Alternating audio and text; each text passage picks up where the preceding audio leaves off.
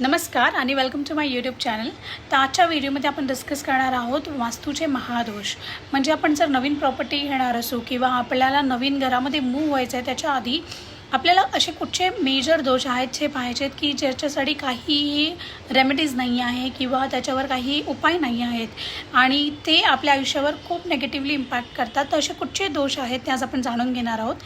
म्हणजे जर तुम्ही स्वतःचं घर निवडायला जात असाल ते या गोष्टींची तुम्हाला काळजी घ्यायची आहे। ठीक आहे, सर्वात आणि महत्त्वाचा वास्तुदोष जो बऱ्याच वास्तू कन्सल्टंट नाही सांगत यूट्यूबवर आणि तो म्हणजे ब्रह्मस्थानाचा। म्हणजे बऱ्याचदा आपण पाहतो की ईस्ट वेस्ट दरवाजा असावा किंवा नॉर्थ ईस्टमध्ये टॉयलेट नसावं, ह्या सगळ्या गोष्टी आहेच।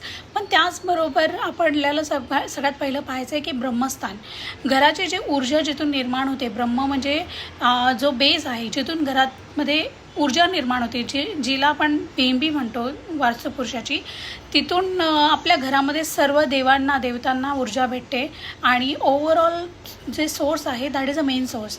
जर ब्रह्मस्थानावर टॉयलेट असेल तर त्या घरामध्ये आपल्याला नेहमी मिसकॅरेजेस बघायला भेटतात, त्या घरामध्ये आजारपणं नेहमीच असतात आणि त्याचबरोबर आपल्याला हेही पाहायला भेटतं की पोटाचे विकार त्या घरामध्ये जास्त आपल्याला दिसतात।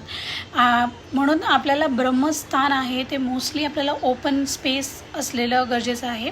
म्हणजे तिथे कुठचाही वास्तुदोष नसला पाहिजे। तर वास्तुदोष म्हणजेच काय, तर वास्तुदोष म्हणजे तिथे टॉयलेट नसावा, तिथे कुठचंही पिलर नसावा किंवा तिथे वॉल नसावी आणि तिथे आपल्याला पाहायचं आहे की कुठचाही MCB, म्हणजे मी पाहिलं बऱ्याच घरांमध्ये MCB व तिथे असतो, म्हणजे मेन इलेक्ट्रिकल बोर्ड तिथे असतो, तर तोही तिथे नसला पाहिजे।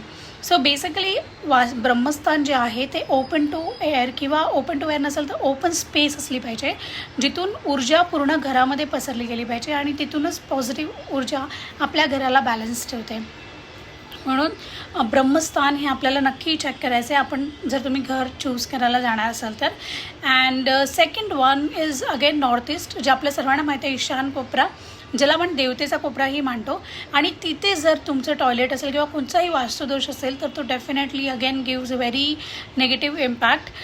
जसं ब्रह्मस्थानावर टॉयलेट असलं तर अगेन क्रॉनिक डिसीजला इन्व्हाइट करतं। सेम वे नॉर्थ ईस्टमध्ये जर टॉयलेट असेल तर तिथेही डोक्याच्या रिलेटेड प्रॉब्लेम, म्हणजे बेसिकली स्ट्रोक येणं किंवा किचन असेल तर मी पाहिलं जिथे किचन असतं तिथे त्या लोकांना स्ट्रोक येण्याचे जास्त चान्सेस असतात घरामध्ये। टॉयलेट असेल तर अगेन क्रोनिक डिझीजला इन्व्हाइट करतं। तर अगेन नॉर्थ ईस्ट ही दिशा आहे, ही आपल्या देवतेची दिशा आहे, तिथे ईशान म्हणतो आपण, शिवाची दिशा आहे ती। म्हणजे आपण शिव जे तत्व आहे ते त्या वास्तूमध्ये त्याचं स्थान ते आहे, तर म्हणून तिथे नॉर्थ ईस्टलाही कुठचा वास्तुदोष नसला पाहिजे।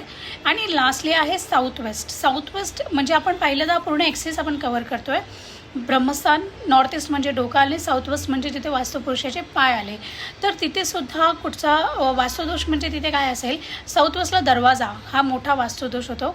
साऊथ वेस्टकडनं आपल्याला एंट्रीही नको असे, कारण तिथे वास्तुपुरुषाचे पाय आहेत आणि ती राहू देवतेची दिशा आहे, म्हणून आपल्याला तिथे दरवाजा नको आहे।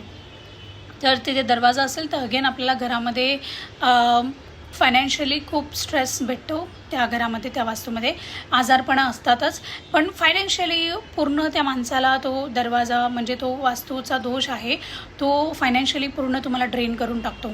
तर त्या पद्धतीने हे 3 मेजर वास्तुदोष आहेत जे आपल्याला अवॉइड करायचे। जर तुम्ही कुठच्याही घरामध्ये शिफ्ट होणार असाल किंवा नवीन घर घेणार असाल तर ह्या 3 गोष्टी नक्की चेक करा। त्यानंतर आपल्याला अजूनही वास्तुदोष असतात पण त्यांच्यावर आपण काही ना काहीतरी उपाय करू शकतो, पण ह्या 3 मेजर गोष्टी आहेत ज्यांच्यावर कुठचाही वास्तू उपाय आपण कोण सांगत असेल वास्तुतज्ञ तर खूप म्हणजे रिझल्ट देण्याचा प्रत्येक वास्तुतज्ञ प्रयत्न करतो, पण तो रिझल्ट तुम्हाला 100% त्याचा नाही भेटत। Okay, so yes, this are the major vastu doshas you can find in any property.